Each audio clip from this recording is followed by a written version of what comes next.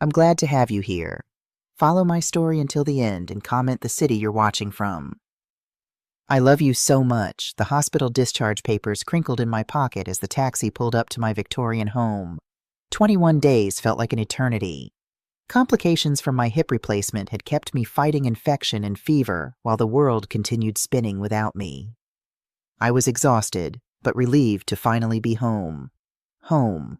The two-story house Richard and I had lovingly restored over our 30 years of marriage stood before me, bathed in late afternoon light. Roses I'd planted decades ago still bloomed along the walkway, though they needed tending after my absence. "Need help with your bags, ma'am?" the driver asked, eyeing my walking cane. "Just to the door, please," I replied, my voice still raspy from the hospital's dry air. "My son should be waiting." The front door opened before we reached it. Aaron, my only child, stood in the doorway, not with the welcoming smile I expected, but with an expression I'd never seen before.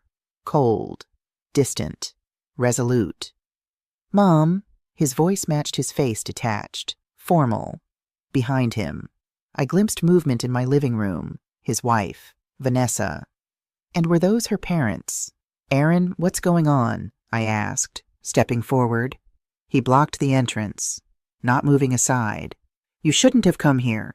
We weren't expecting you until tomorrow." The taxi driver set my small suitcase beside me, sensing the tension. I paid him quickly, suddenly wishing he wouldn't leave.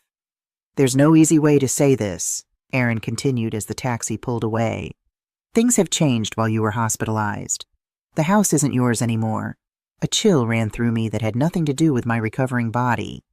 "What are you talking about?" "We've made arrangements. Vanessa's parents needed to relocate from Seattle, and this house has way more space than you need. The paperwork's been signed." My mind struggled to process his words. Paperwork? What paperwork? I'd signed nothing. "Aaron, this is ridiculous. Let me inside my home right now." I stepped forward again, leaning heavily on my cane. This time, Vanessa appeared beside him, her black hair perfectly styled, wearing what I recognized as my own emerald earrings, Richard's gift for our 25th anniversary. "Christine," she said with that false sweetness I'd grown to recognize over the years. "We've packed your personal items. They're in boxes in the garage. We can have them delivered wherever you're staying." From behind them emerged Vanessa's parents, Gregory and Eleanor Reynolds. I'd met them only a handful of times over the years.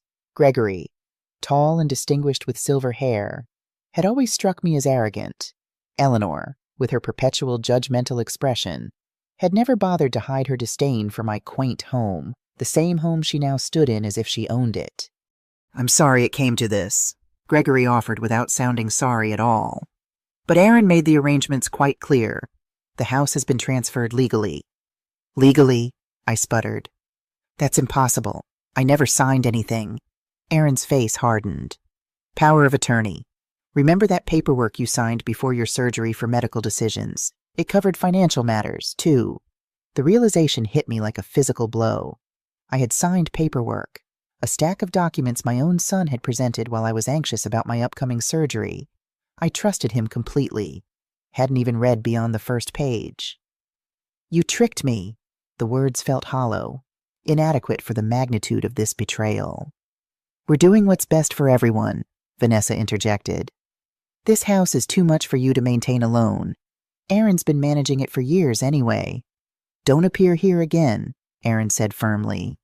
"We'll have your things delivered. The decision is final."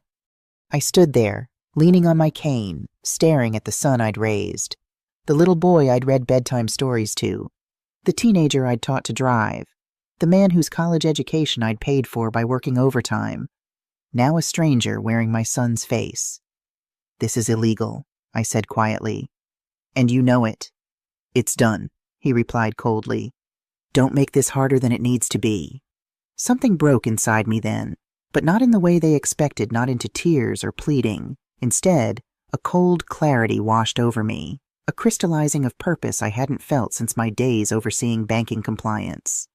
"Enjoy it then," I said simply, turning away. Enjoy it all. The confusion on their faces at my calm departure was almost worth the devastation. Almost.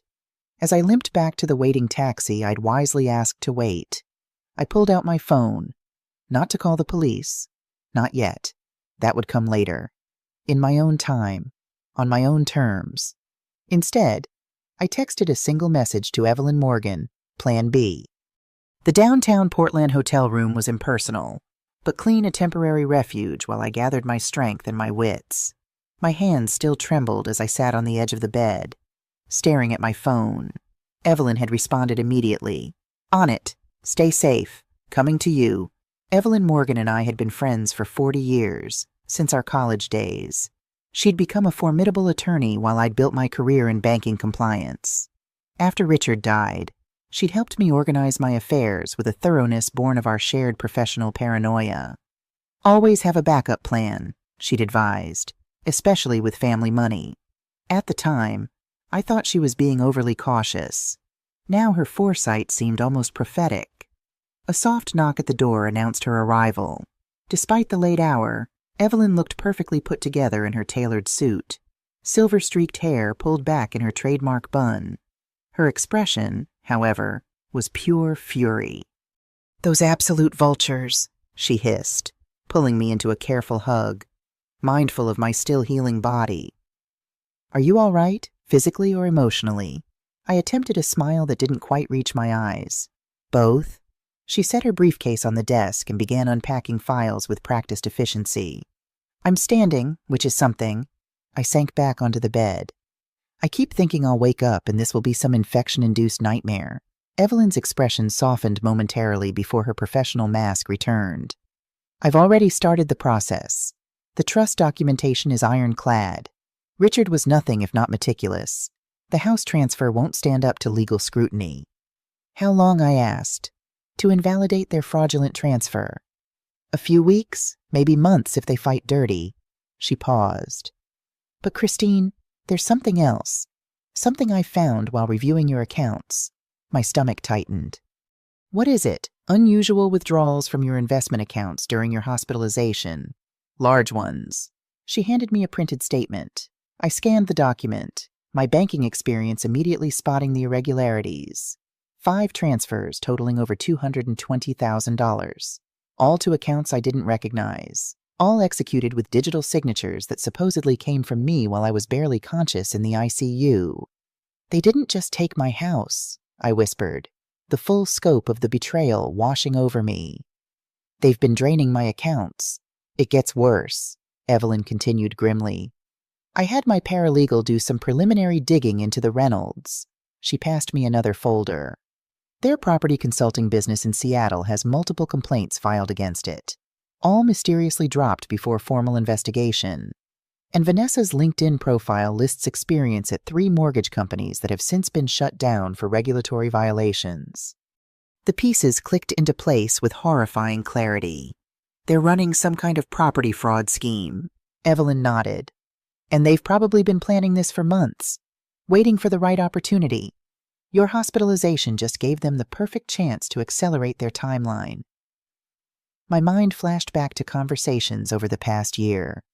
Vanessa's increasing interest in my financial affairs, Aaron's casual questions about my banking history and connections. The foundation of this betrayal had been laid long before my surgery. "Aaron," I said, his name catching in my throat. "Do you think he knows about whatever they're doing?" Evelyn's silence was answer enough. "I taught him better than this," I said, my voice barely audible. "His father taught him better. People change, Christine." Evelyn's tone was gentle but firm, especially when money's involved. "The question now is, what do you want to do about it?" I closed my eyes, feeling the weight of 67 years of building a career, a family, a home pressing down on me. When I opened them again, something had hardened inside me. "Everything," I said. "I want to do everything possible to get back what's mine and make them face consequences for what they've done. All of them. Even Aaron." Evelyn's eyebrow raised slightly. "No maternal protection clause." He made his choice. The words hurt to say, but they were true.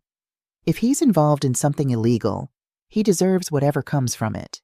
She nodded, satisfied with my resolve. "Then we'll need to be smart about this. Strategic. I have some contacts at the Financial Crimes Division who would be very interested in what we found. I have some contacts too, I replied, thinking of my former colleagues. But I don't want to move too quickly. They believe I'm defeated, a helpless old woman who will slink away in shame. That perception gives us an advantage. What are you thinking? I reached for my purse and pulled out a small black notebook, my lifeline during my banking days. First, we document everything, every withdrawal, every document they forged, every lie they've told. Then we start following the money trail. If they're running a fraud operation, there will be patterns. Evelyn smiled the sharp, predatory smile I remembered from our younger days. And then, she prompted. And then, I said, feeling a surge of cold determination. We spring the trap when they least expect it. As we began outlining our plan, my phone chimed with a text from Aaron. Mom, we need the passwords to your investment accounts to transfer your remaining funds for your care. Send them ASAP. I showed the message to Evelyn, who shook her head in disgust. What should I reply? I asked. Nothing yet. Let them wonder. Let them worry. I nodded, setting the phone aside. Ding. The old Christine might have responded immediately, eager to smooth things over, to maintain peace at any cost. But that Christine had been left behind at the threshold of my stolen home. This Christine was playing a longer game. You need to see this, Evelyn said, sliding her laptop across the hotel room's desk. 3 days had passed since my unceremonious eviction. We'd relocated to a more comfortable extended stay suite, using cash to avoid creating electronic trails. My physical strength was returning gradually, though the emotional wounds remained raw. The screen showed property records for my neighborhood. I squinted, scanning the document. Third property from the bottom, Evelyn directed. My eyes widened as I spotted it. The Wilson family, 2 doors down, had sold their home 3 months ago. The buyers Reynolds Investment Properties, LLC. That can't be a coincidence, I murmured.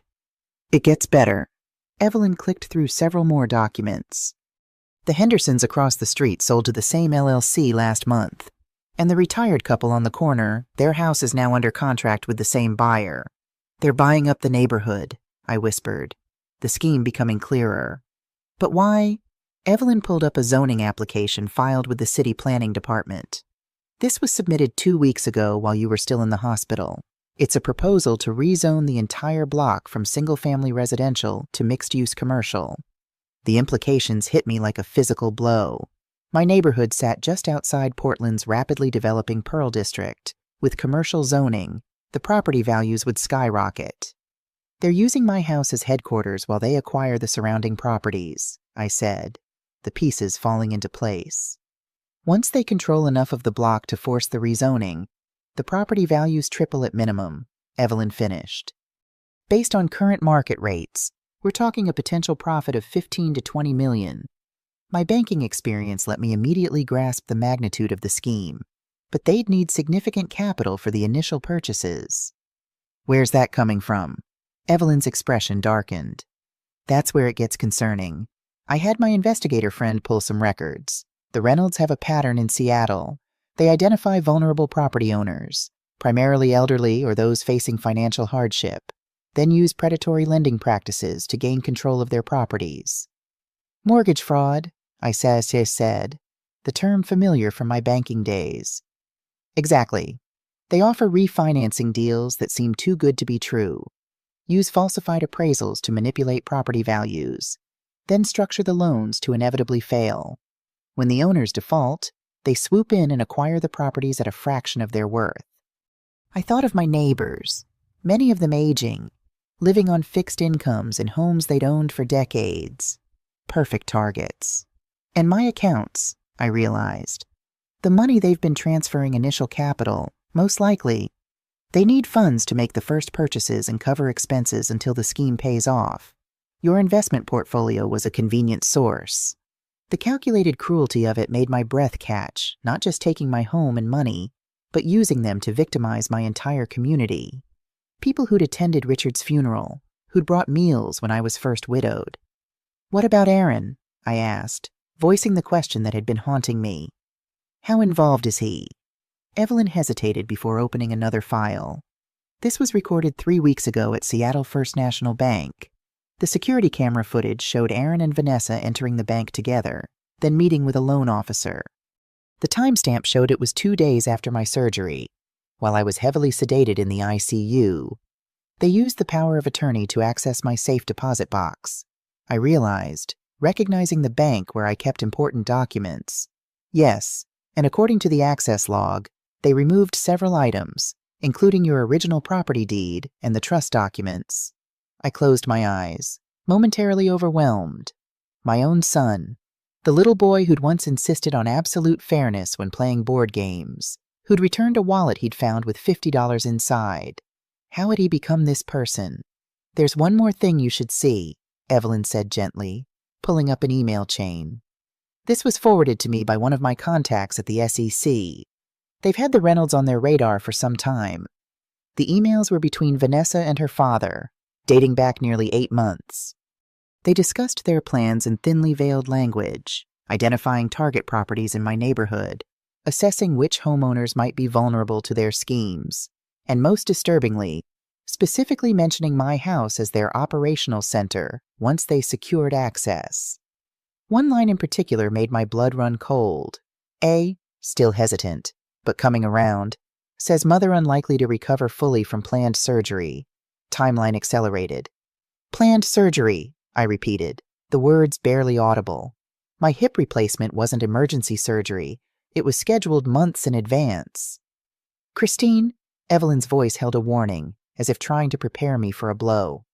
"They were waiting for this," I continued, the horrible truth dawning. "They knew I'd be vulnerable after surgery. They were counting on it. We don't know that Aaron understood the full extent." "Stop," I held up my hand, unable to bear any more excuses for my son. "He knew enough. He knew they wanted my house, my money. He knew they were planning something while I was incapacitated." The pain of this realization was sharper than any surgical incision. My own child had not only betrayed me, but had done so with calculation and foresight. I stood up, ignoring the protest from my healing hip, and moved to the window. Portland's skyline glittered in the evening light, indifferent to my small human tragedy playing out in its midst. "What do you want to do?" Evelyn asked quietly. I turned back to her, my decision crystallizing with perfect clarity. "I want justice," I said simply. "Not just for me, but for everyone they've targeted or plan to target. And I want my house back." Evelyn nodded, her expression grave but determined. "Then we'll need to move carefully. They think they've won. That gives us the element of surprise." "Good," I replied, a plan already forming in my mind. "Because I'm about to give them the surprise of their lives." "Christine, are you sure about this?" Evelyn's voice carried concern as she watched me apply makeup in the hotel bathroom mirror. "Your hip is still healing. I spent 21 days in that hospital bed feeling helpless," I replied, carefully applying lipstick with a steady hand. "I'm done with helplessness." 1 week had passed since my eviction.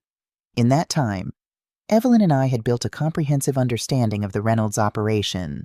Their Seattle business had left a trail of financial victims' elderly homeowners who'd lost everything to predatory contracts and falsified documents. Now they were replicating the same scheme in Portland, with my house as their base of operations. "The timing has to be perfect," I reminded her, checking my appearance one final time. The elegant gray pantsuit and subtle jewelry projected exactly the image I wanted, not a defeated elderly woman, but the seasoned banking professional I'd been for decades. "Agents Turner and Walker are standing by," Evelyn confirmed.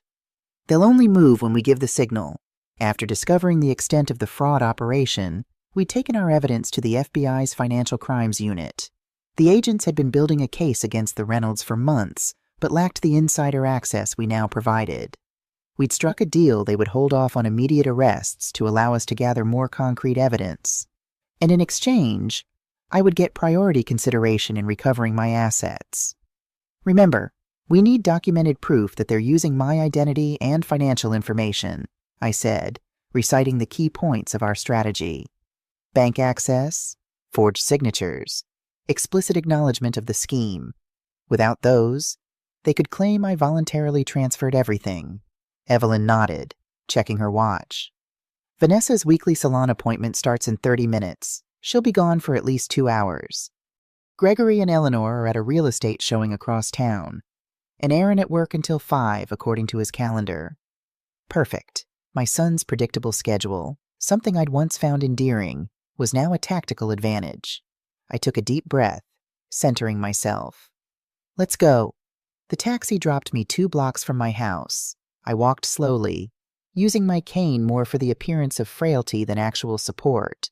The neighborhood looked the same as always: manicured lawns, historic homes, the giant oak tree at the corner where Aaron had once built a treehouse. Yet everything felt different, tainted by the knowledge of what was happening beneath the surface. As I approached my house, I noticed subtle changes. The roses I'd tended for years had been removed, replaced with generic landscaping. The porch furniture Richard and I had restored together was gone. The transformation had already begun, erasing our family's imprint. I didn't approach the front door. Instead, I walked around to the side entrance, the one leading to the kitchen that, in my hurry to leave for the hospital, I'd forgotten to lock. It had been our family's secret for years. Aaron used it as a teenager to sneak in past curfew, thinking I never knew. The key turned smoothly in the lock. I stepped inside quietly, hearing unfamiliar voices from my study. Following the sound, I paused outside the partially open door. "The Wilson closing is scheduled for Friday," said a male voice I recognized as Gregory Reynolds. "Once that's complete, we'll control 40% of the block. What about the Henderson property?" Another voice, unfamiliar, probably their associate. "Already done. We used the West woman's banking credentials to secure the financing. Clean as a whistle." My hand tightened around my cane. They were using my banking reputation and credentials to facilitate their frauds. Exactly what we needed to prove. I activated the recording app on my phone before pushing the door open. The scene froze like a tableau. Gregory Reynolds sitting behind Richard's antique desk, his associate standing by the window, both staring at me in naked shock. "Hello, Gregory," I said calmly. "Discussing business in my study." "Christine." He recovered quickly, standing. "This is unexpected. How did you get in through the door?" I replied simply. "The one to the house that still legally belongs to me." His associate, a nervous-looking man in his 30s, glanced between us. "Should I come back later, Mr. Reynolds?" "No need," I said before Gregory could respond. "I'm just collecting some personal papers I need." Gregory's expression hardened. "This property no longer belongs to you. Aaron was quite clear about that." "Yes, he was," I agreed, moving toward the filing cabinet in the corner. "Very clear about his intentions. Just as you've been clear about yours using my banking credentials for your financing arrangements." The color drained from Gregory's face. "I don't know what you're talking about." "Don't you? The Henderson property. Using my credentials to secure funding. I just heard you discussing it." The associate backed toward the door. "Mr. Reynolds, I should really go." "Christine is confused," Gregory said sharply. "Her recent hospitalization has affected her mental state. Isn't that right? Christine?" I smiled thinly, closing the drawer. "My mental state is perfectly clear enough to understand exactly what you, Eleanor, and Vanessa are doing. Clear enough to wonder if my son fully comprehends the legal implications of the fraud he's facilitating." Gregory's face transformed, the mask of concern dropping to reveal calculated menace. "You have no proof of anything, and even if you did, no one would believe you over your own son. Now get out before I call the police and have you removed for trespassing." I nodded as if considering his words. "You're right about one thing, Gregory. Proof is essential." I held up my phone, the recording app clearly visible. "That's why I made sure to get some—" His eyes widened, fury replacing shock. "Give me that phone." "I don't think so." I backed toward the door, my heart racing despite my outward calm. "I have what I came for. Enjoy the house while you can." As I turned to leave, Gregory lunged forward, grabbing my arm with bruising force. "You're not going anywhere with that recording." I hadn't anticipated physical confrontation. Pain shot through my still healing hip as I struggled to maintain balance. "Let go of me," I demanded, raising my voice deliberately. "Give me the phone first," he snarled, reaching for it with his free hand. In that moment, the front door burst open. FBI hands where we can see them. Agents Turner and Walker rushed in, weapons drawn. Gregory froze, then slowly released my arm, raising his hands. Our contingency plan, triggered by a panic button app on my phone, had worked perfectly. "Christine West," Agent Turner approached me while her partner secured Gregory. "Are you all right?" "Yes," I says, steadying myself against the doorframe. "And I believe I have something you'll find very interesting." As they led Gregory away in handcuffs, I felt no satisfaction, only a grim sense of necessity. This was just the beginning one head of the Hydra. Vanessa and Aaron were still out there, unaware that their carefully constructed scheme was crumbling around them. I sank into a chair in the living room, suddenly exhausted by the confrontation. My home felt alien now, rearranged and redecorated to someone else's taste. A stranger's house wearing my home's face. "We'll need you to come to the field office to make a formal statement," Agent Walker said, returning from securing Gregory in their vehicle. "But first, do you need medical attention? We saw him grab you." I shook my head. "I'll be fine. I want to see this through." My phone rang Evelyn calling for an update. I answered, keeping my voice steady as I explained what had happened. "They're taking Gregory into custody. The evidence is secured." "Good," she replied. "I'm headed to the FBI field office now. I'll meet you there." "What about Aaron and Vanessa?" "Still unaware, as far as I know." "Not for long," she said grimly. "Agents are being dispatched to pick them up now." As I hung up, I took one last look around what had been my home for 3 decades. The photographs of Richard had been removed from the walls, the furniture rearranged, the subtle scent of my favorite lavender candles replaced by Eleanor's cloying perfume. They had tried to erase me from my own life, but they had underestimated me, mistaken my age for weakness, my kindness for naivety. They were about to learn a painful lesson about the woman they'd chosen to target. I walked out the front door of my home with my head high, knowing that when I returned, it would be on my terms. As the FBI agent helped me into her car, I thought of Aaron, about to face the consequences of his choices. My heart ached for the son I'd lost not to death, but to greed and moral compromise. I wondered if there was anything of that son left to save, or if he, like my home, had become unrecognizable familiar on the outside, but fundamentally changed within. Either way, I was done being a victim. The game had changed, and I was now the one making the moves. The FBI field office was clinically impersonal beige walls, utilitarian furniture, the faint smell of coffee and paper. I sat in an interview room, my hip aching despite the extra-strength pain reliever Agent Turner had offered me. "Mrs. West, your recording is extremely valuable," Agent Walker said, closing his notebook.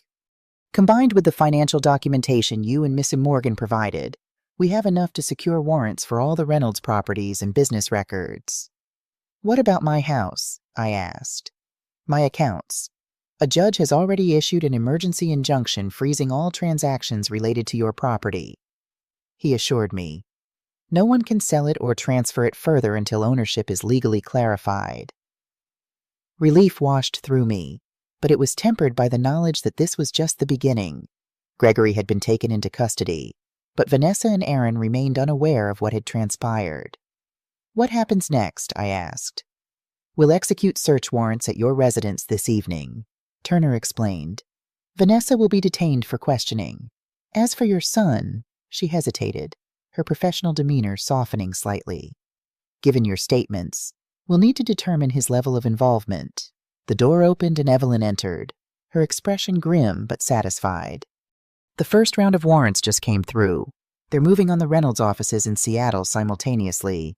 "Mrs. West," Walker said carefully, "we understand this is difficult. If you prefer not to be present when we execute the warrant at your home—" "I'll be there," I interrupted firmly. "This is my house. I want to see this through." 3 hours later, I sat in an unmarked FBI vehicle across the street from my home. The afternoon light was fading, casting long shadows across the lawn where Aaron had once played as a child. Vanessa's car was in the driveway.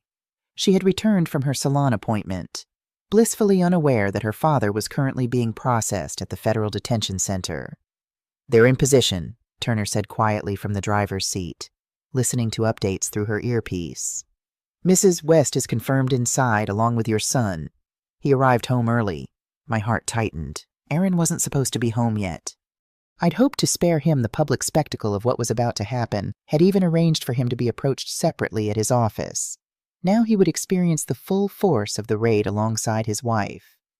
"Are you sure you want to witness this?" Evelyn asked from beside me, her hand covering mine. Before I could answer, a convoy of vehicles turned onto the street. 3 unmarked sedans and a large tactical van. They stopped in front of my house, and agents emerged in coordinated movements, some wearing the distinctive FBI windbreakers. "Federal agents, we have a warrant." The words carried clearly across the quiet neighborhood as they approached the front door. I couldn't hear the response from inside, but the door opened after a moment. From my vantage point, I could see Vanessa standing in the doorway, her expression transitioning from confusion to shock. Behind her, Aaron appeared, moving to stand protectively beside his wife. "It's time," Turner said, opening her door.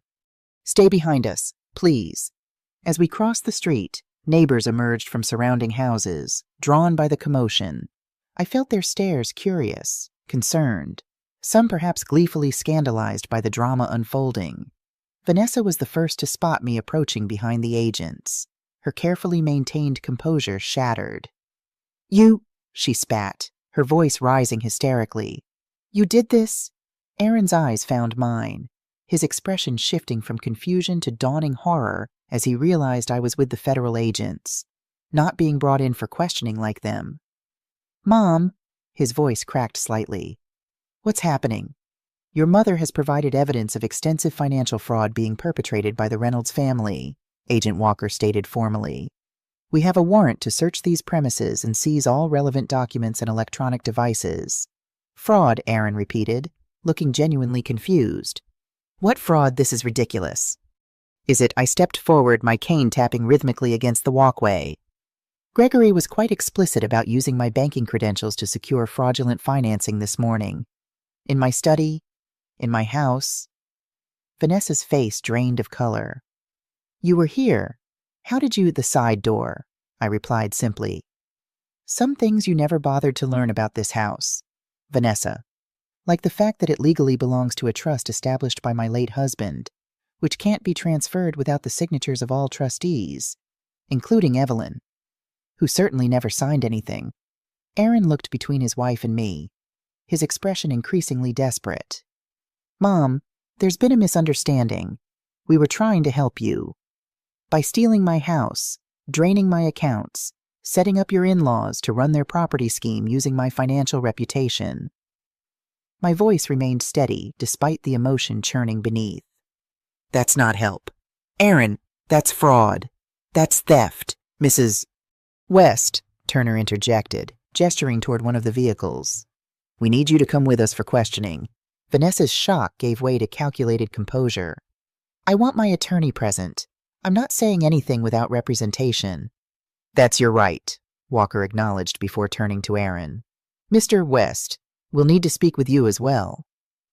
"I don't understand," Aaron said, his voice hollow. "Mom, what have you done?" The question, so fundamentally backward, so revealing of his inability to recognize his own culpability, struck me like a physical blow. "What have I done?" I repeated, meeting his gaze directly. "I've protected myself and others from people who believe they can take whatever they want without consequences. I taught you better than this. Aaron, your father taught you better." As agents began leading Vanessa toward a waiting vehicle, she turned back with unexpected venom. "You think you've won, you have no idea what you're dealing with. When my father's attorneys get involved—" "Your father is already in custody," I interrupted calmly.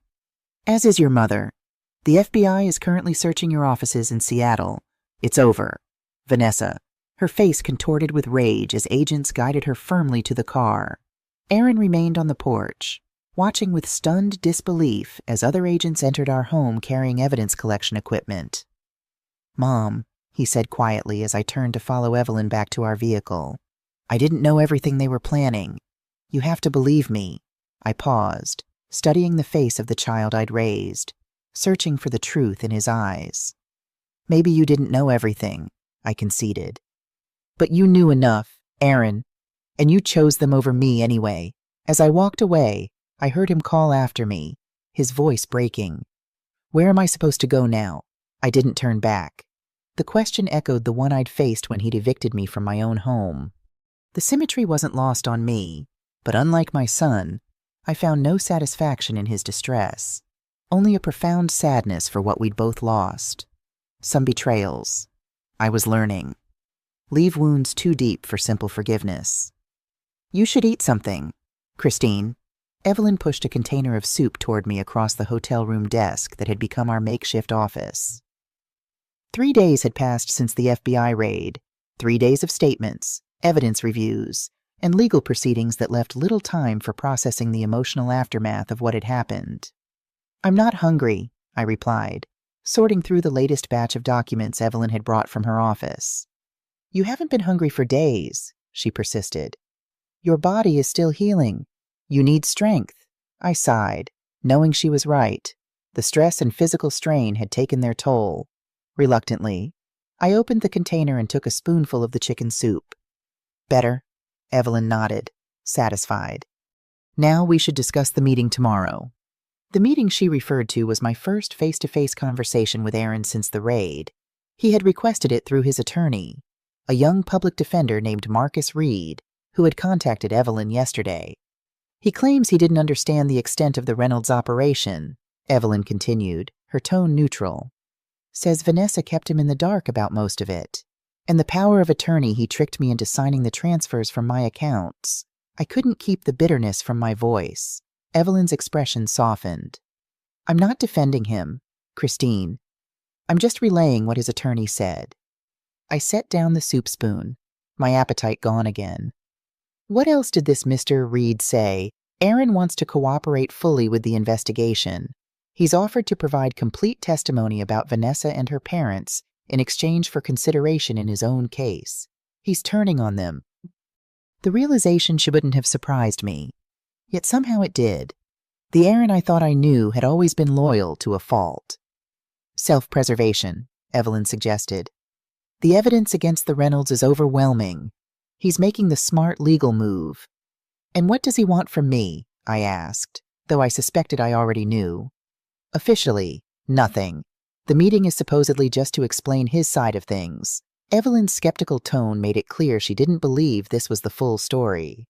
"Unofficially, my guess is he's hoping you'll speak to the prosecutors on his behalf. A mother's plea for leniency could carry significant weight." I closed my eyes, suddenly exhausted beyond measure. The thought of facing Aaron, of hearing his explanations and excuses, made my chest tighten painfully. "You don't have to meet with him," Evelyn reminded me gently. "You owe him nothing at this point." "I know," I said. "But I need answers. Evelyn, I need to understand how my son became someone who could do this." The federal building's interview room was austere. A metal table, uncomfortable chairs, and a large mirror that undoubtedly concealed an observation room. I sat with Evelyn beside me, hands folded on the table to hide their slight tremor. When the door opened, I barely recognized the man who entered. Aaron, my confident, always put-together son, looked haggard. His usual business attire had been replaced by rumpled khakis and a plain button-down shirt. The shadowed stubble on his face suggested he hadn't shaved in days. "Mom," he said hoarsely as he took the seat across from me. His attorney, a serious-looking young man with wire-rimmed glasses, sat beside him. "Aaron," I acknowledged, working to keep my voice steady.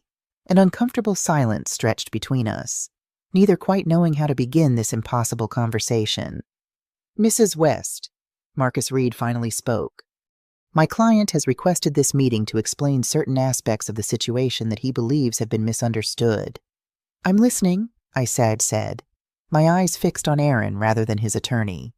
Aaron cleared his throat. "First, I want you to know that I never intended for things to go this far. When Vanessa and I first discussed having her parents move to Portland, it was supposed to be temporary. just until they found their own place. And the power of attorney, I prompted when he paused. The one you tricked me into signing before my surgery. He had the grace to look ashamed. That was Vanessa's idea. She said it was just a precaution in case decisions needed to be made while you were recovering. Yet you used it to transfer my house and drain my accounts. The accounts. He hesitated, glancing at his attorney, who nodded slightly. That was all Vanessa and Gregory. They told me they were moving some funds to safer investments for your retirement. I didn't know they were actually stealing. I studied his face, searching for the truth in his eyes. There was desperation there, certainly fear, but was there genuine remorse, or merely regret at being caught? And the house, I pressed. You personally told me I couldn't come home. You stood in the doorway of the house your father and I built and told me it wasn't mine anymore. His eyes dropped to the table. Vanessa convinced me it was for the best. She said the house was too much for you to manage, that you'd be happier in a senior community. I thought, he swallowed hard. I thought we were helping you. By throwing me out with nothing but the clothes on my back, by packing my personal belongings in boxes in the garage. The calm I'd maintained began to crack. That's not help, Aaron. That's cruelty. I know, he whispered. I know that now. What did they have on you? I asked suddenly. The question that had been nagging at me for days. Vanessa and her parents. What hold did they have that would make you betray your own mother this way? Aaron's head snapped up, surprise evident in his expression. His attorney shifted uncomfortably. Mrs. West, Reed interjected. We should focus on no, Aaron interrupted. She deserves to know. He took a deep breath. 3 years ago, I made some bad investments, lost a lot of money, our savings, part of our retirement fund. I was desperate to recover it before Vanessa found out. Gregory offered to help, said he had foolproof investment opportunities. He loaned you money, I guessed. Aaron nodded miserably. At first, then it became more complicated. I signed documents, became part of their business ventures without fully understanding what they were. By the time I realized what was happening, I was already implicated in several of their schemes. They had leverage over you, Evelyn observed. They owned me, Aaron corrected bitterly. Vanessa made it clear that if I didn't cooperate with their plans, her father would make sure I took the fall for everything. I absorbed this new information, trying to reconcile it with the son I thought I knew. And my house, my accounts, a test of loyalty, he admitted, shame evident in his slumped shoulders. To prove I was committed to their operation, Vanessa said once the neighborhood properties were rezoned, we'd make enough money to set you up comfortably somewhere else. You believed that. I couldn't keep the incredulity from my voice. I wanted to believe it, he replied softly. It was easier than admitting what I was really doing. The raw honesty of the statement struck me. For the first time since this nightmare began, I glimpsed the son I remembered, the boy who, when caught in a lie, would eventually admit the truth, however painful. Aaron, I said carefully, what exactly are you asking of me today? He met my eyes directly for the first time. Nothing, Mom. I don't deserve your help or forgiveness. His voice broke slightly. I needed you to know that I never wanted to hurt you. I was weak and scared and made terrible choices.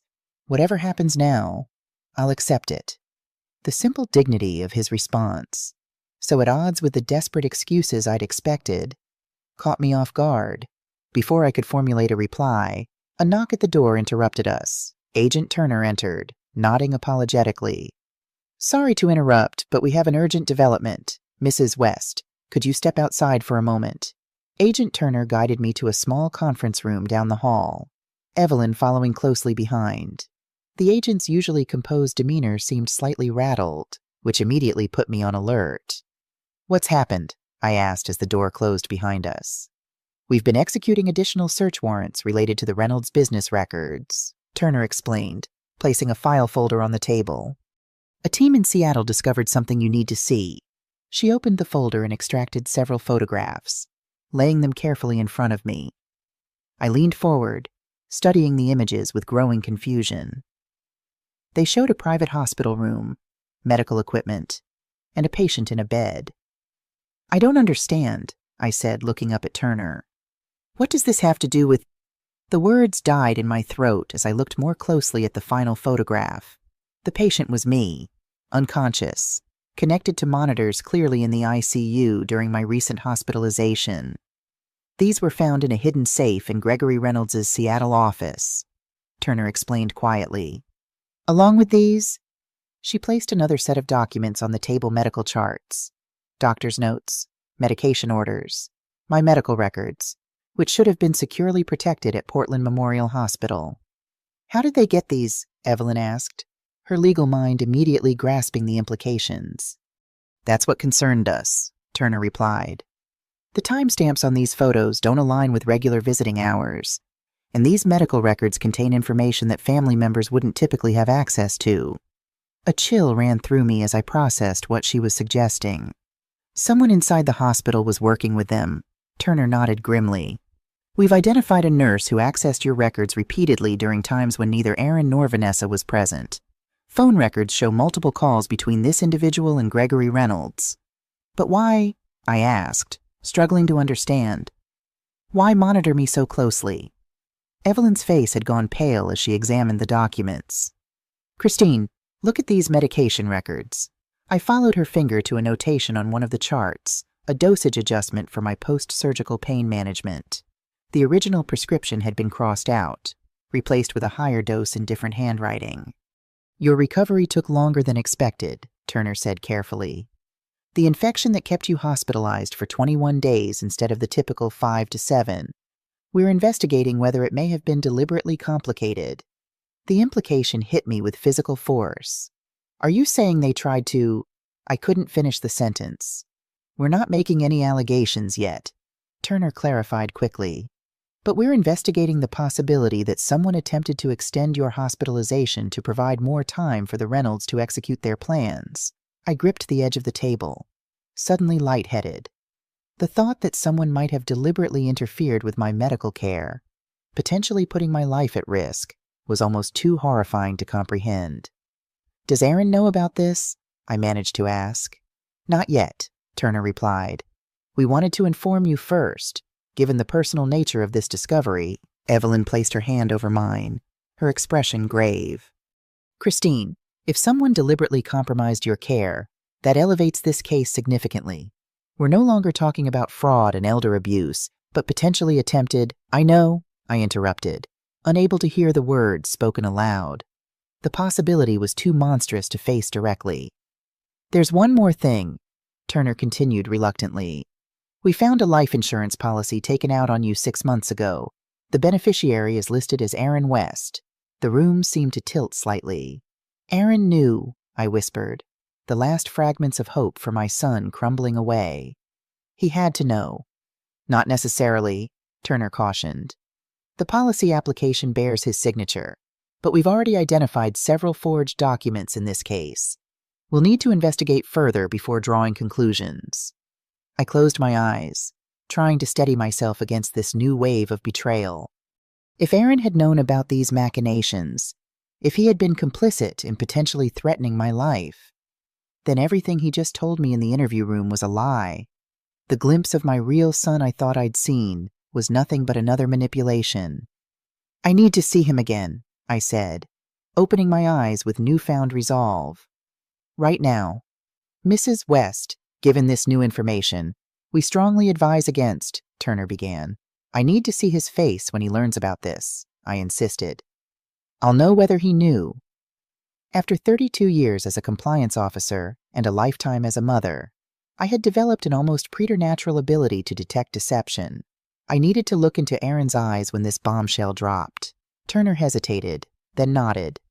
We were planning to question him about these discoveries anyway. If you insist on being present, we can arrange it.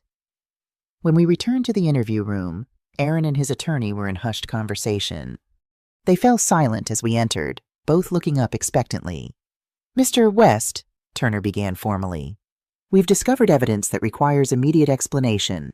She laid out the photographs and medical records on the table. Aaron's expression shifted from confusion to shock to horror as he processed what he was seeing. What is this? He whispered, looking up at me with wide eyes.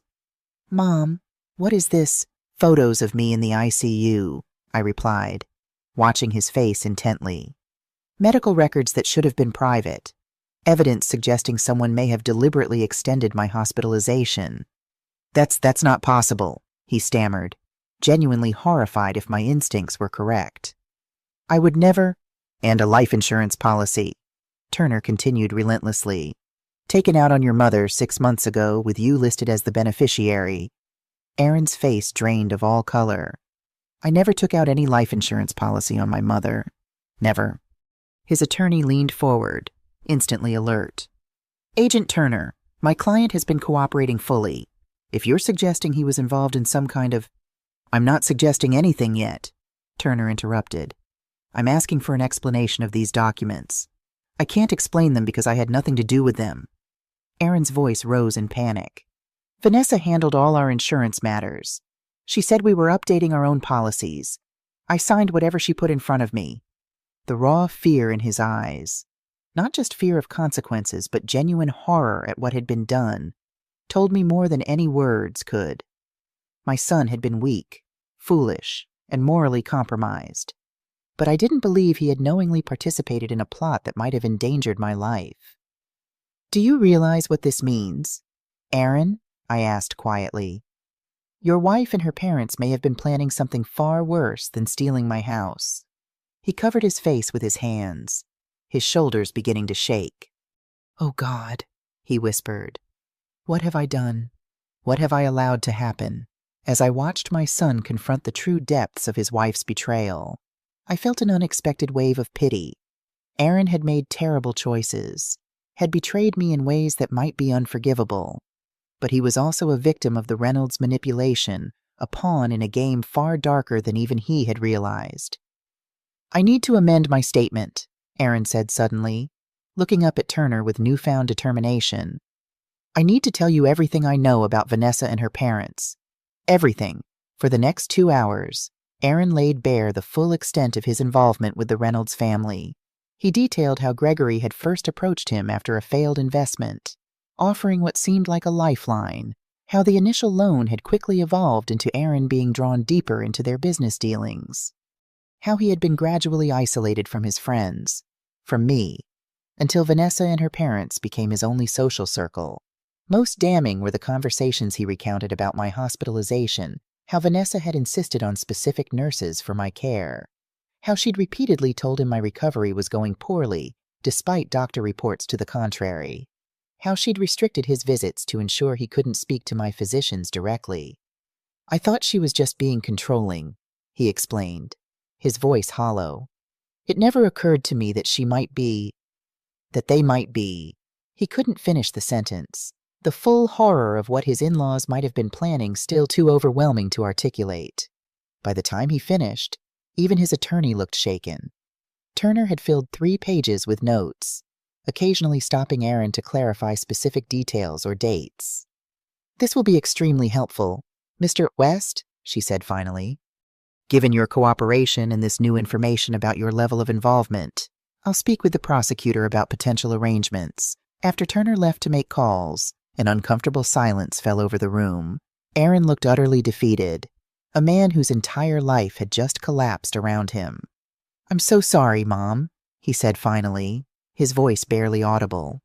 I know that doesn't begin to cover it, but I am. I let them use me. I let them turn me against you. I studied him, this broken version of my son. Part of me wanted to reach across the table, to comfort him, as I had when he was a child with skinned knees or a broken heart. Another part remained wary, the wounds still too fresh to risk further pain. Aaron, I said finally, I believe you didn't know about the medical tampering or the life insurance, but you still chose to betray me in fundamental ways. You chose to steal my home, to allow them access to my finances, to put your own interests above my well-being. He nodded, accepting the truth of my words without defense. I don't know if I can ever forgive that, I continued honestly. I don't know if our relationship can be repaired. That's not something I can decide today. I understand, he whispered. But I will tell the prosecutor that I believe you were not knowingly involved in any attempt to harm me physically, I added.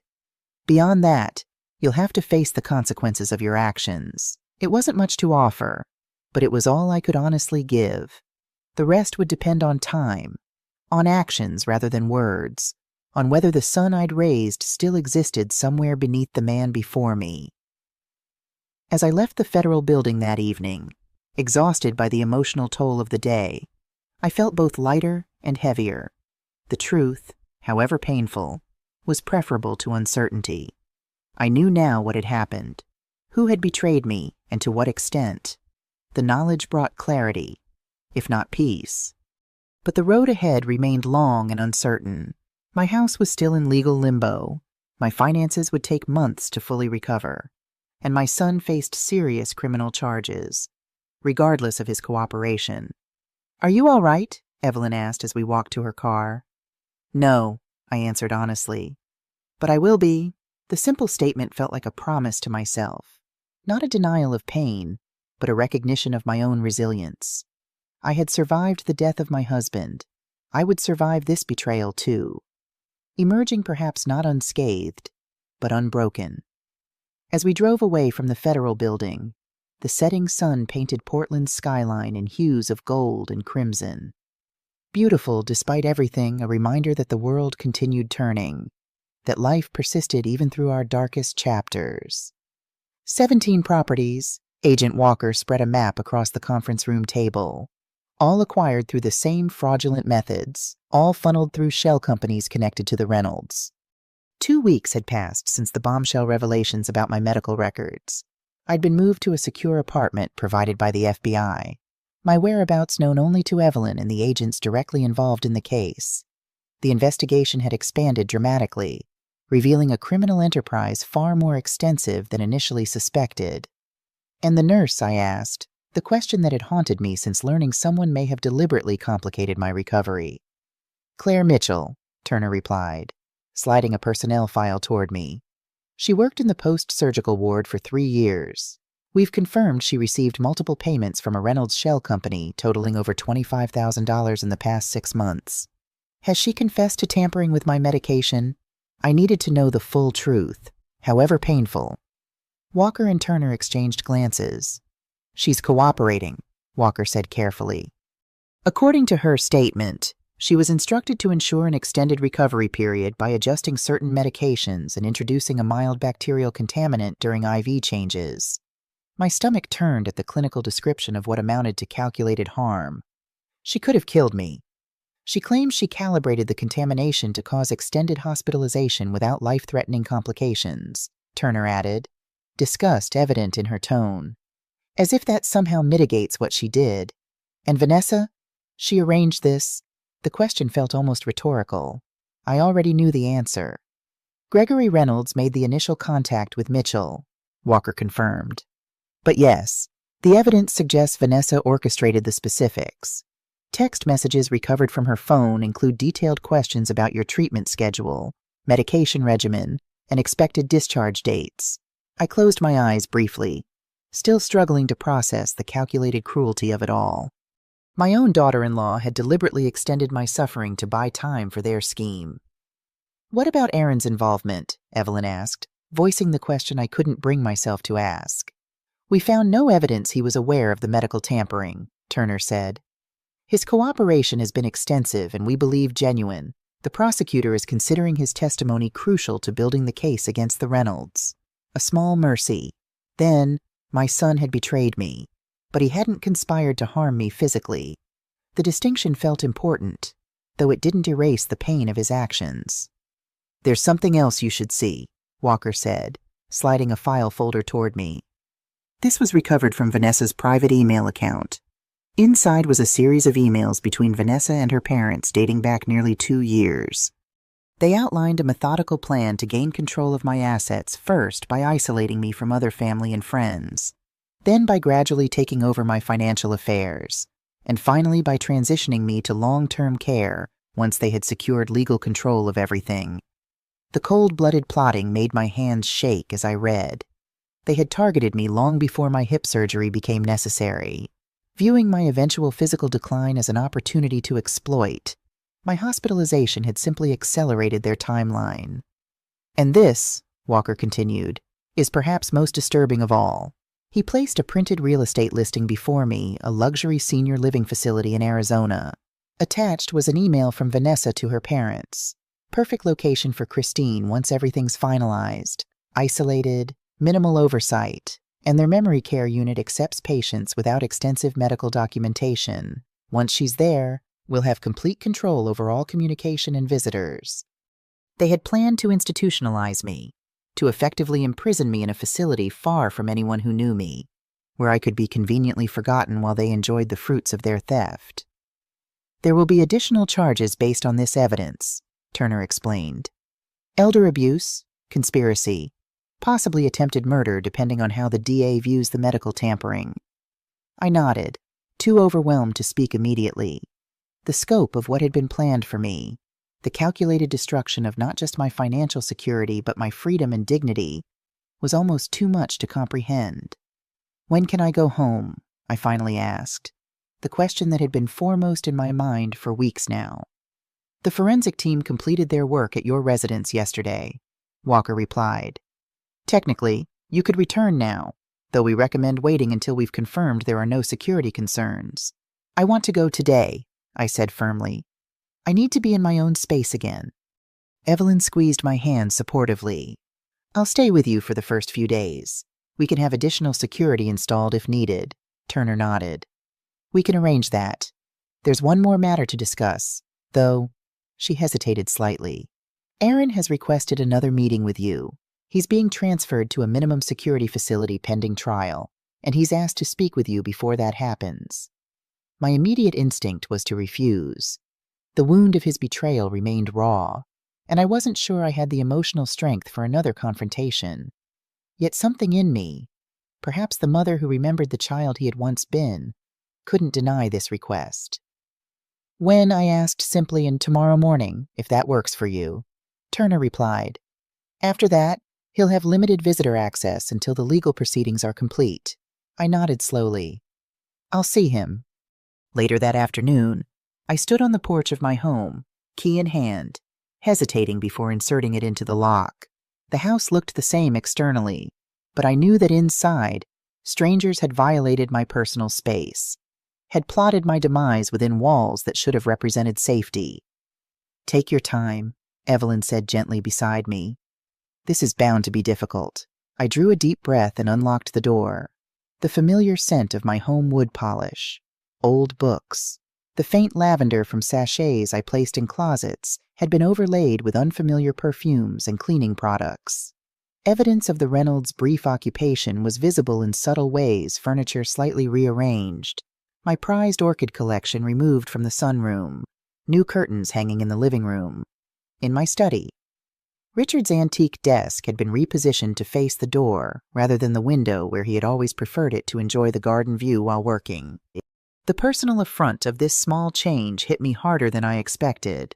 They had erased our preferences, our history, without a second thought.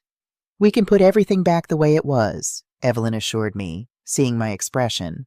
Make it yours again, I nodded, moving through the room slowly, cataloging changes and violations. In the master bedroom, my clothes had been removed from the closet, replaced with Vanessa's expensive designer collection. My simple jewelry box had been emptied. The pieces Richard had given me over our years together, nowhere to be seen. The FBI recovered most of your jewelry from the Reynolds safe deposit box, Turner had told me earlier. It will be returned once it's processed as evidence. Small comfort, knowing strangers had handled those intimate tokens of my marriage, had assessed their monetary rather than sentimental value. In the kitchen, my collection of handwritten recipe cards, including my mother's and grandmother's irreplaceable originals, had been discarded, replaced with sleek modern cookbooks that had clearly never been used. The slight felt personal, an erasure of family history that struck deeper than the financial theft. As I completed my survey of the damage, a strange calm settled over me. This house, these possessions, had been violated, but they were still mine. I had survived, had fought back, had reclaimed what was taken. The Reynolds family had underestimated my resilience, my resources, and my resolve. I'll stay, I decided, turning to Evelyn. "Tonight, in my home." "Are you sure?" she asked, concerned.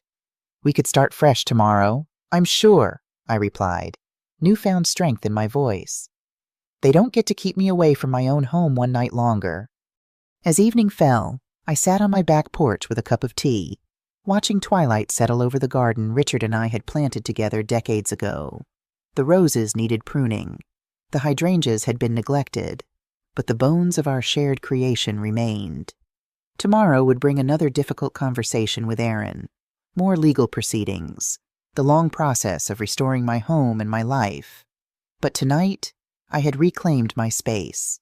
It was a beginning. The Federal Detention Center visitor room was brighter than I expected, fluorescent lights reflecting off pale yellow walls in a misguided attempt at cheerfulness. Aaron sat at a small table, dressed in a standard-issue jumpsuit that hung loosely on his frame. He'd lost weight in the week since his arrest, his face gaunt, eyes shadowed by sleepless nights.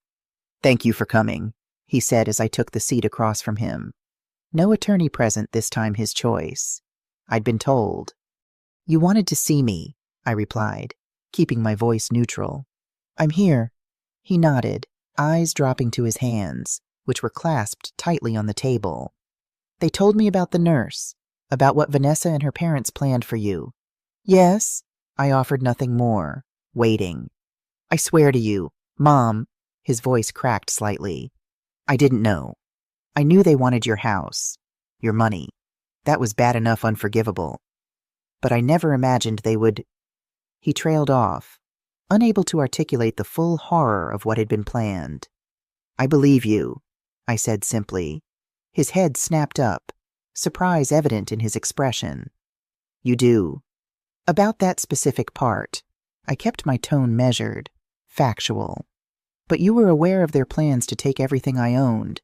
You participated willingly in that theft." He flinched but didn't deny it. "Yes." "Why, Aaron?"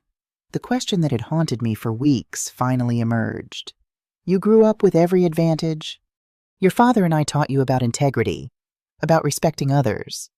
What happened to that boy?" Aaron was silent for a long moment, seemingly gathering courage for what he needed to say. "I've asked myself that same question every night in my cell," he finally replied. "The easy answer is that I was weak.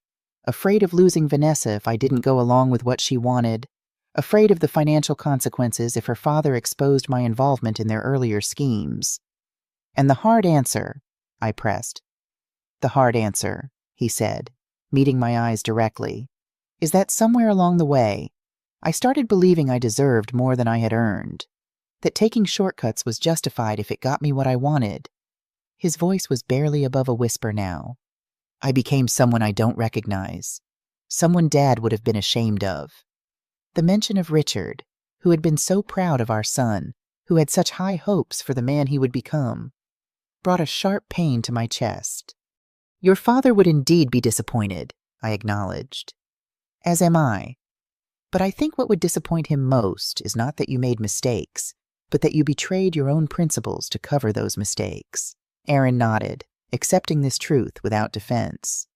"The prosecutors have offered a plea deal, 5 years, reduced to 3 with good behavior, in exchange for my complete testimony against Vanessa and her parents. Are you going to take it?"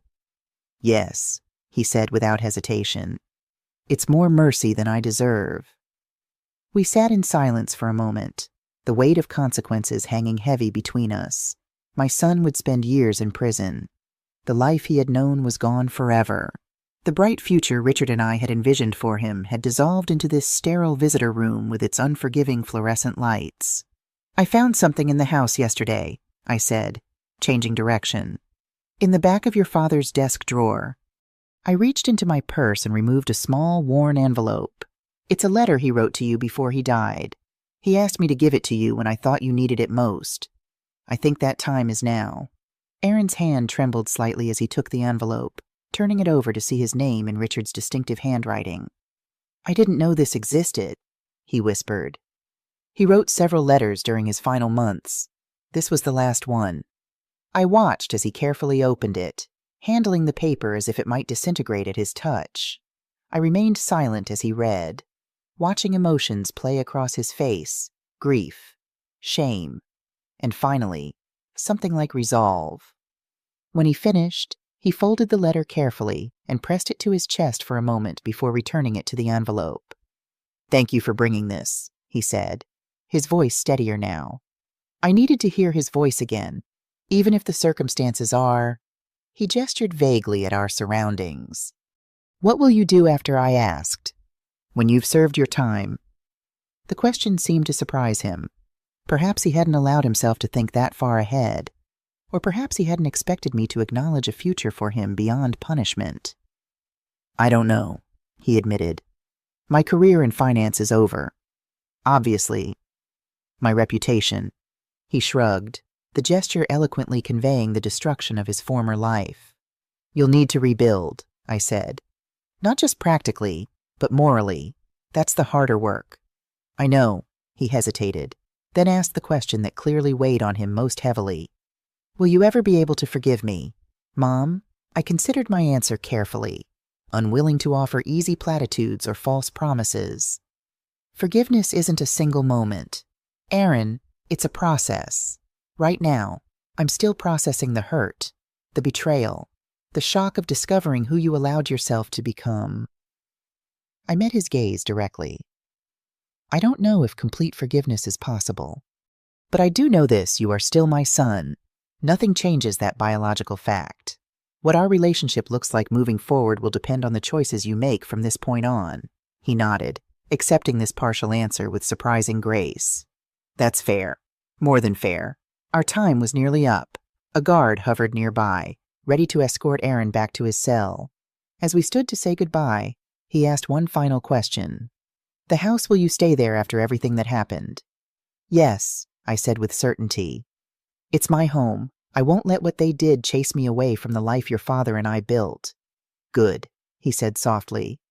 "Dad would want that." As I watched him being led away, shoulders straight despite the circumstances, I felt an unexpected sense of closure. Not healing that would take much longer, but the beginning of understanding. My son had made terrible choices, had betrayed me in ways that might never be fully repaired. But beneath the man who had participated in the Reynolds scheme, fragments of the child I'd raised still existed. Outside the detention center, Evelyn waited in her car, a silent support I had come to rely on during these difficult weeks. "How did it go?" she asked as I settled into the passenger seat. "As well as could be expected," I replied, gazing out at the autumn leaves swirling across the parking lot. "He's taking a plea deal, 5 years, potentially reduced to 3. And how do you feel about that?"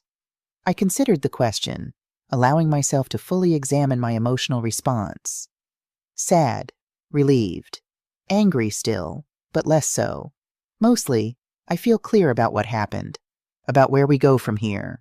Evelyn nodded, understanding without needing further explanation. 3 months later, I sat in the courtroom as the judge delivered sentences in the case that had dominated Portland's local news. The Reynolds family fraud operation had become one of the largest elder financial abuse cases in Oregon's history. Gregory Reynolds received 20 years for fraud, conspiracy, elder abuse, and attempted murder. Eleanor Reynolds, despite her attorney's attempts to portray her as an unwitting participant, was sentenced to 15 years.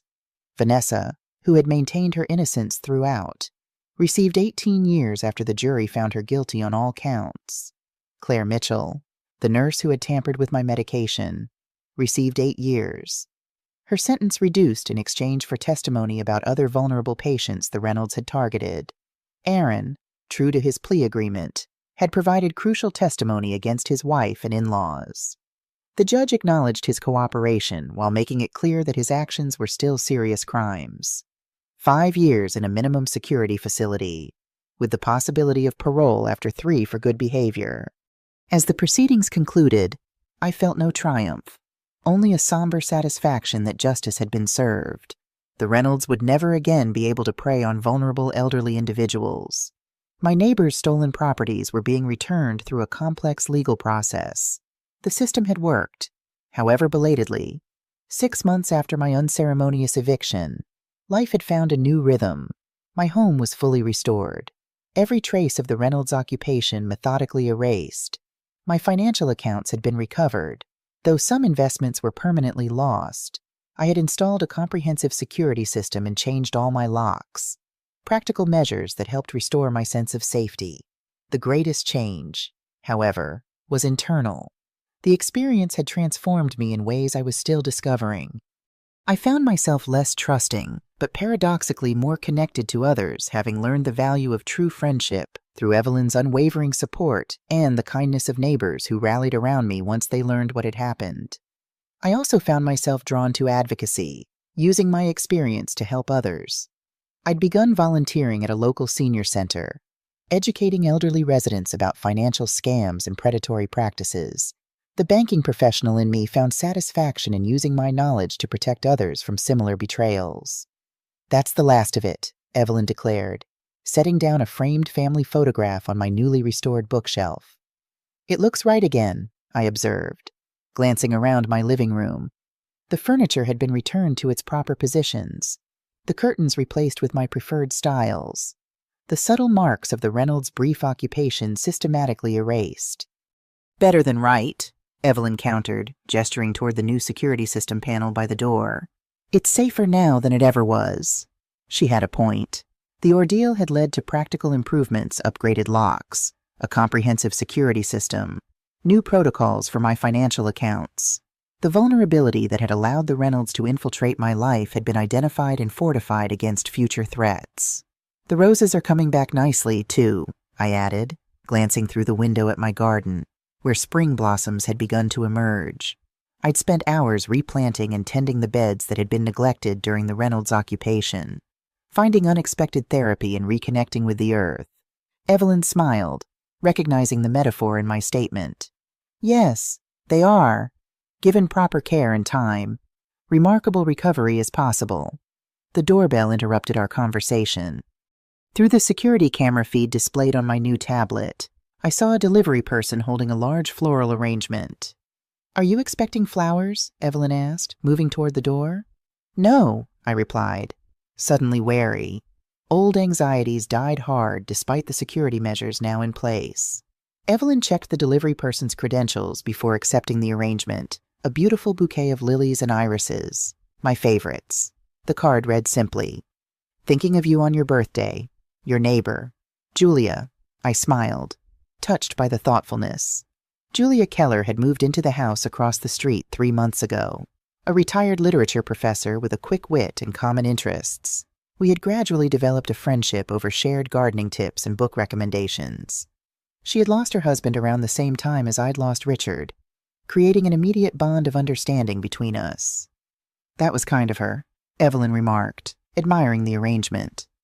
"You're building quite a community here." She was right. In the aftermath of the Reynolds scheme, I had made a conscious decision to strengthen my connections rather than retreat into isolation. The neighborhood book club I'd started now met monthly in my living room. The local senior center, where I volunteered twice weekly, had become a source of meaningful friendships. The garden club had welcomed my expertise on heritage roses, appointing me chair of their annual exhibition. These connections, genuine, supportive, freely chosen, had become my strongest protection against future vulnerability. "I've been thinking about the foundation," I said, changing subjects as we settled onto the porch swing with our tea. "Richard's Medical Research Foundation," Evelyn clarified, referring to the organization my husband had established before his death to fund research into the rare heart condition that had eventually taken his life. "What about it?" "I'd like to expand its mission," I explained. "Add a division focused specifically on elder protection legal advocacy, fraud prevention, education, support services for victims." Evelyn's eyes lit up with interest. "Using your experience to help others in similar situations." "Exactly. The Reynolds had dozens of victims before they targeted me. Most didn't have my resources or knowledge to fight back. I want to change that equation for others."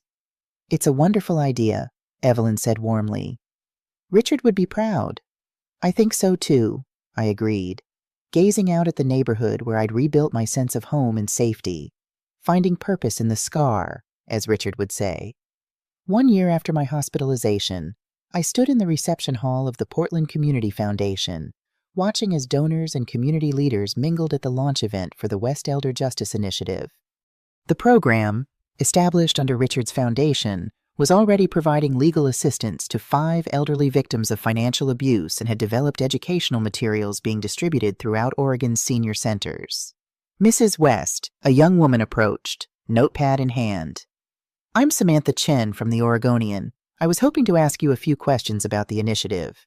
I smiled, agreeing to a brief interview. As we found a quiet corner, she began with the question I'd come to expect. "What made you decide to start this program?" "Personal experience," I replied honestly. After being targeted by the Reynolds fraud operation, I realized how vulnerable many seniors are to financial exploitation, especially those without access to legal resources or financial expertise. And the program focuses specifically on financial crimes against the elderly. Yes. We provide free legal consultation, financial literacy workshops, and most importantly, advocacy for victims navigating the justice system. Many elderly people are intimidated by legal proceedings or don't know their rights. We're changing that. After answering a few more questions, I excused myself to greet new arrivals. The evening was a success by any measure. We'd exceeded our fundraising goal, secured partnerships with 3 law firms offering pro bono services, and attracted significant media attention to the issue of elder financial abuse. As the event wound down, Evelyn joined me near the dessert table. "You look pleased," she observed. "I am," I admitted. "It feels right, transforming what happened to me into something that helps others." "Have you heard from Aaron?" she asked carefully. I nodded.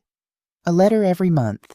He's teaching financial literacy classes to other inmates, trying to make amends in his own way." Aaron had been incarcerated for 10 months now. His letters had evolved from apologetic to reflective to increasingly focused on the future. He was using his time to pursue online coursing in counseling and social work, planning a different path upon his release. I hadn't visited him again after that first meeting, but I did respond to his letters.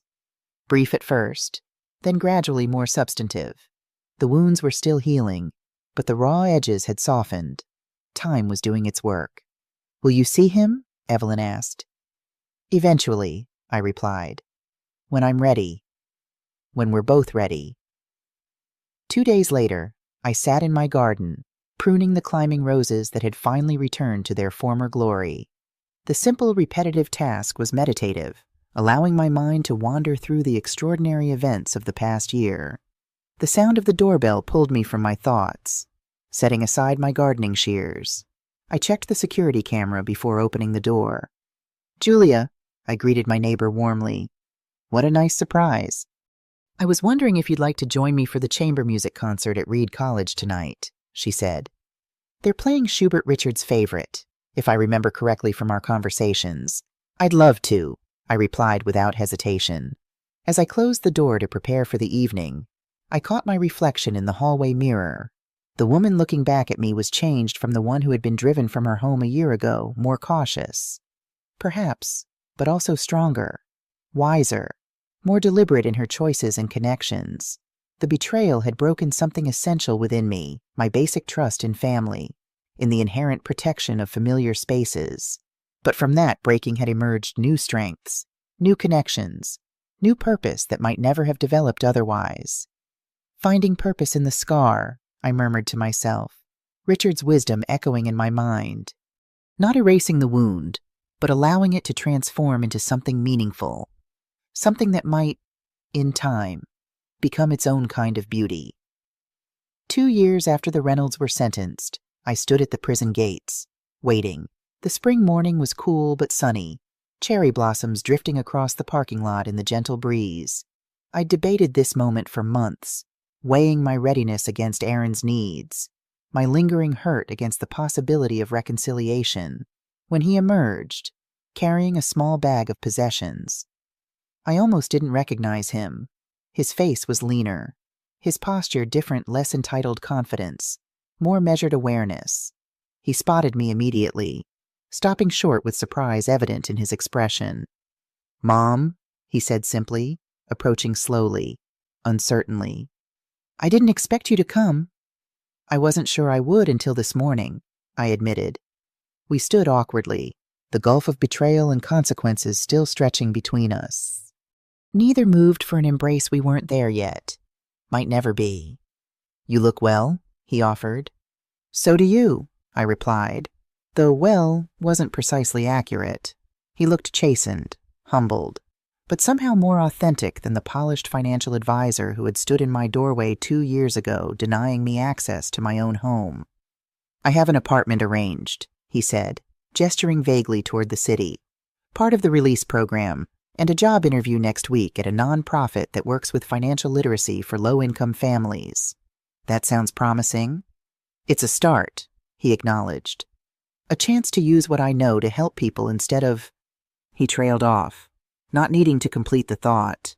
I nodded, appreciating that he didn't attempt to minimize what he'd done or overstate his rehabilitation.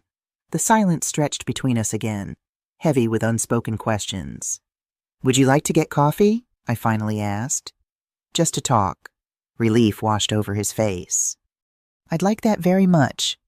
At a small cafe a few blocks from the prison, we found a quiet corner table.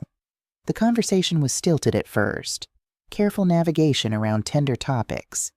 But gradually, we found safer ground books Aaron had read during his incarceration, the Elder Justice Initiative I'd established, mutual reflections on Richard and what he might have thought of our respective journeys. "I reread Dad's letter every week," Aaron said, stirring his coffee absently. "It helped me hold on to who I was supposed to be, even when everything else was falling apart." I nodded, remembering the letter's contents, Richard's gentle wisdom, his absolute faith in our son's fundamental goodness despite human failings.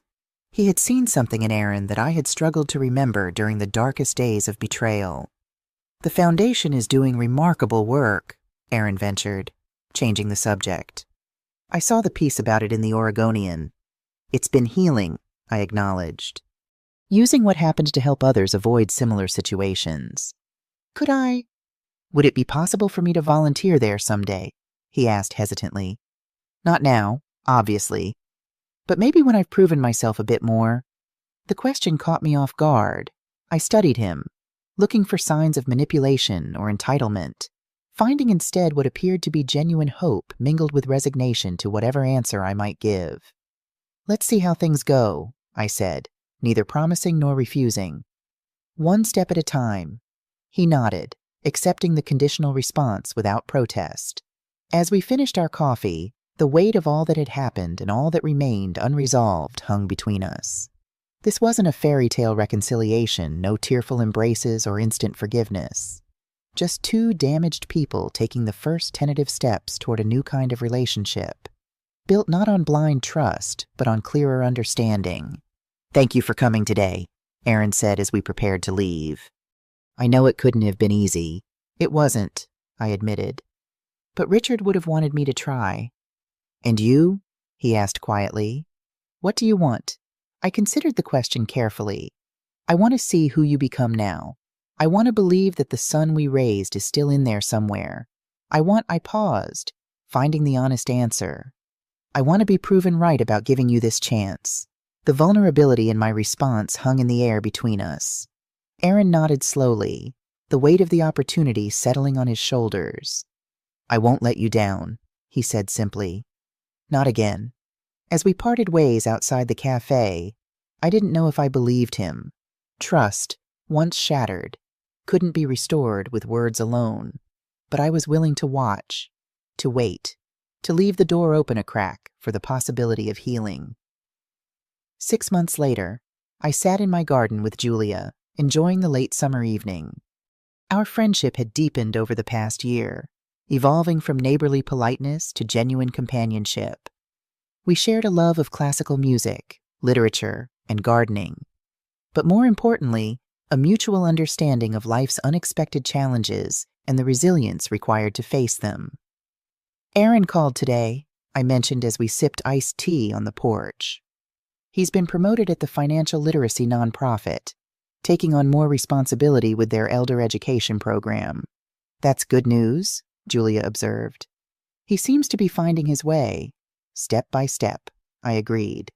Our relationship remained cautious monthly dinners, Occasional phone calls, clear boundaries. But there was progress. Small moments of connection that suggested the possibility of eventual healing. The sun was setting, casting long shadows across the lawn where neighborhood children occasionally played now, invited by the grandmother I'd become to the community rather than the isolated target the Reynolds had perceived. Life certainly takes unexpected turns, Julia mused, following my gaze across the garden. 2 years ago, I never imagined I'd be starting over in Portland after Martin died. And you? I never imagined rebuilding my life at 69, I finished. But here we are. Here we are indeed, she agreed, raising her glass in a small toast. To new chapters. To new chapters, I echoed. As twilight deepened into evening, I reflected on the journey of the past 2 years. The betrayal that had nearly destroyed me had instead become the catalyst for unexpected growth, new friendships, renewed purpose, deeper wisdom about human nature in all its complexity. Richard had been right about finding purpose in the scar. The wound would always be part of me, the knowledge that my son had betrayed me, that people I had welcomed into my family had plotted against me with cold calculation. But those same events had revealed strengths I might never have discovered otherwise, had created connections and purpose that enriched my life in ways I couldn't have anticipated. The porch light came on automatically, a small feature of the security system I'd installed, a practical reminder of what I'd learned about protection and prevention. But as I sat in its warm glow with my friend beside me, I recognized it also as a symbol of illumination, the clarity that comes only after navigating darkness. My house was mine again. My life, reclaimed and rebuilt, was richer for having been tested. And my heart, though scarred, continued to find its way toward whatever healing was possible. "Would you like to come in for some dessert?" I asked Julia as the evening air grew cooler. "I made Richard's favorite apple tart recipe." "I'd love to," she replied, following me inside. As I closed the door behind us, I felt a moment of quiet gratitude, not for what had happened, but for who I had become because of it. Stronger, wiser, more deliberate in my connections and choices, less willing to be diminished by others' perceptions. The betrayal had been real, the wounds deep and lasting, but so was my resilience, my capacity for renewal. In the end, that was the story that mattered most, not what others had done to me, but how I had chosen to rise. What would you do if you were in my place? Have you ever been through something similar? Comment below and let me know what city you're watching from. I'll be sharing 2 other stories that are channel favorites next week.